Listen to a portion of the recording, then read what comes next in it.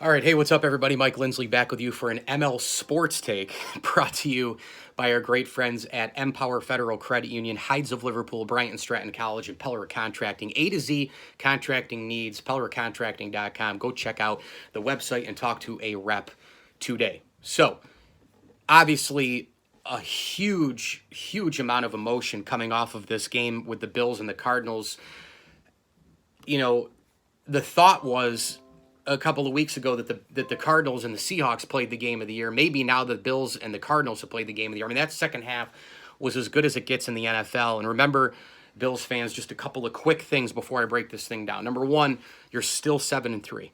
Number two, you're still leading the AFC East. And I know that the Dolphins just beat the Chargers, but you're still leading the division. Number three, your defense has, despite giving up that play in the end, and despite a lot of the bad play calls, despite a lot of the missed reads in the zones and this and that, they've been getting turnovers. They've been better at tackling. They've shown their depth. Edmonds is fully healthy for the stretch run. You're entering a 2-week bye.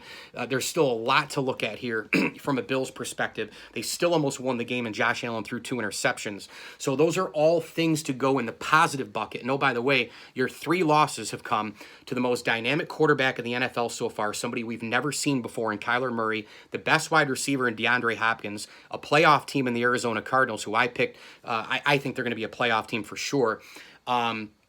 You're playing against the best division in football on the other side of the conference, and your other 2 losses besides Arizona, despite the fact that you got pretty much steamrolled for everything it's worth, were against last year's 2 AFC Championship representatives in the Chiefs and the Titans.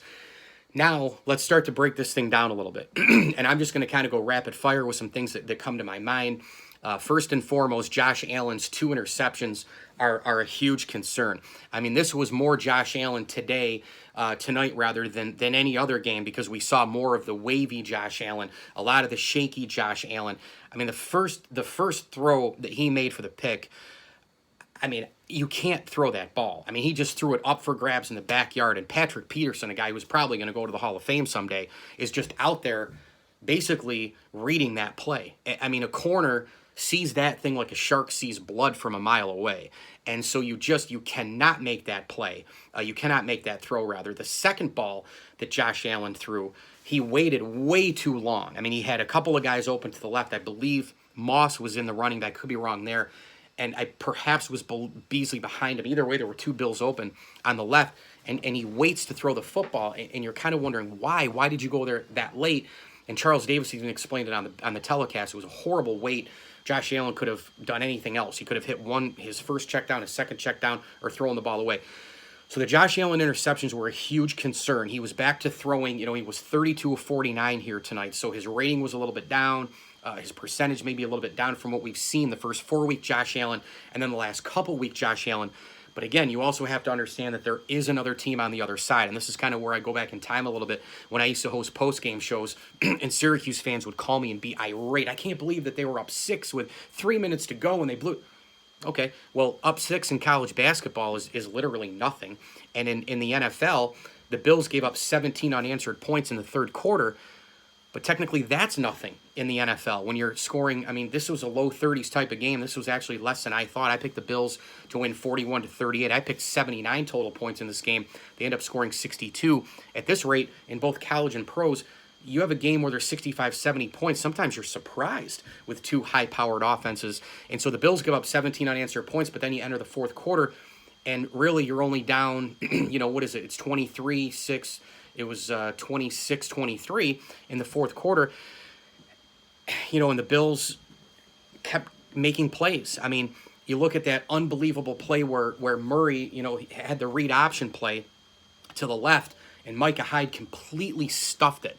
You look at the special teams plays. Other than the Bajorka's kick, I thought the Bills were great again today on special teams for the most part. You look at Tyler Bass knocking down 54, 55, and 58-yard field goals in the first half. He broke his career high not once, not twice, but 3 times. I mean, a kick from almost 60 yards for a guy who's been on a roller coaster ride as well. The Bills kept making plays to get the football back, and every single time that you give an offense the caliber of Buffalo, or in Arizona, or a Pittsburgh, or a Cincinnati with Joe Burrow, or a Russell Wilson in Seattle, or whomever. I mean, there's so many high-powered offenses. Kansas City, of course, is the top of the list with Patrick Mahomes and all of his weapons. But you give an offense a chance to get it again. You give them another chance, and you're down That's what this league is all about. That's what offense is all about. And that's what Josh Allen has been all about with his weapons and Beasley, and I'll get to him in a second, and Diggs and all the rest, and John Brown, who went down in this game. Hopefully he's okay.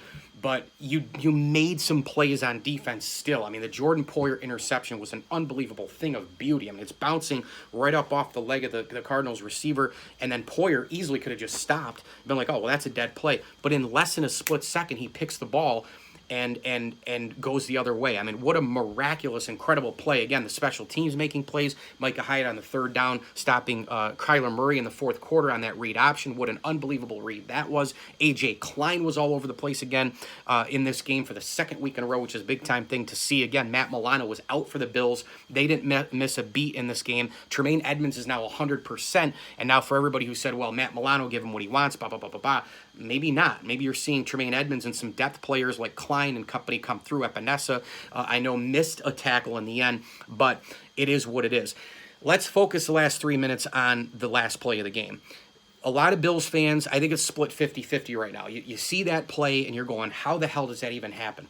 Well, on the one side, it happens because Kyler Murray got away. And I know that Epinesa didn't wrap him up. I know that the Bills didn't rush more than 4, and they probably should have at the end. I was texting with my best friend, John Walzik, during this on our buddy thread, and he was right. He said, you got to blitz him more. You got to blitz him more. And I agreed with him, but there were enough, I think, pressures on Murray, I think, down the middle. I think you could have still blitzed a little bit more, but I think John was right. I think you had to throw a little bit more at him because under duress like that, he gets away from that one guy and he's got time to at least throw up the miracle. Where if you bring in another guy or two, or even a fast safety like a Micah Hyde, who's also a great cover guy, more on that in a second. But gosh, you look at that and you're going, man, maybe that's a situation where if you bring an extra player from the secondary, somebody really quick, somebody like a Micah Hyde, somebody like a Johnson or someone, maybe Murray doesn't get so set to throw that up. Either way, Kyler Murray scurries and he gets away from a lot of people. It's almost like Kyler Murray was Michael Jordan dribbling around, going crazy. You get three guys bringing in the NBA Finals and he still gets away and hits a huge three-point shot, right? And then on the other side, DeAndre Hopkins, arguably the best player, arguably the best wide receiver in the NFL, rather. Oh, by the way, the Houston Texans somehow didn't need him, right? And I don't care what anybody says, including Greg Cosell, the fact that he was there for playoff losses. Who cares? You could blame everybody for the Houston Texan playoff losses. Give me a break. That's the worst argument you can make ever. DeAndre Hopkins goes up and makes just an unbelievable catch. Ridiculous play with 3 guys around him. Now, again, the flip side of that is, despite the fact that you're a great player, despite the fact that you kind of went up and made a T.O. Randy Moss, Michael Jordan-esque type play, the Buffalo Bills, you had your 3 best secondary guys back there covering. And so I tweeted out, and I mean this, and I don't care if it's Jerry Rice, Randy Moss, and Jerry Rice, let's say T.O. and Randy Moss rolled into one, maybe a little Steve Largent, and I couldn't care less. You got to knock it down with 3 guys and all the rest. But then again, you look on the other side of the coin, Hopkins goes up and makes a play. 2 great players, Murray and Hopkins, make plays. The Bills should have knocked it down. Well, it's 50-50 across the board, I guess. I guess that's what we have to do, is draw a line in the sand and say great plays on one side, but then on the other, maybe you had to bring another blitzer. Maybe you had to do this. Maybe you had to do that. If you have 3 guys, okay. Where I thought the play was lost, though, a quick second here, is Jordan Poyer. I mean, you already had 2 guys on Hopkins, and if you watch the play, Jordan Poyer comes in from his left, and he's literally going at the player like this with his right arm, and his head is straight at DeAndre Hopkins' helmet. If he's here with the ball, maybe he can knock it down cross way, right? I mean, I thought that he was going to knock it down in real time. Quickly on the Bills side of things, they ran the ball here and there, but not as much. I would have rather had them not run the ball even 10 times in this game. Brian Dable, a little bit too conservative second half. Play calling, penalties were a huge issue again. The Bills during the bye week really need to clean this up. But you saw 2 spectacular wide receivers as this game went down the stretch. Cole Beasley, a possession guy. He's supposed to be a slot guy for the most part. He was killing him on the outside. Beasley is a big-time security blanket. That's a huge thing for the Bills going down the stretch for Josh Allen. And Stephon Diggs with a touchdown before Arizona won it with a miracle. I'm Mike Lindsley. Thanks so much for watching. Enjoy the games.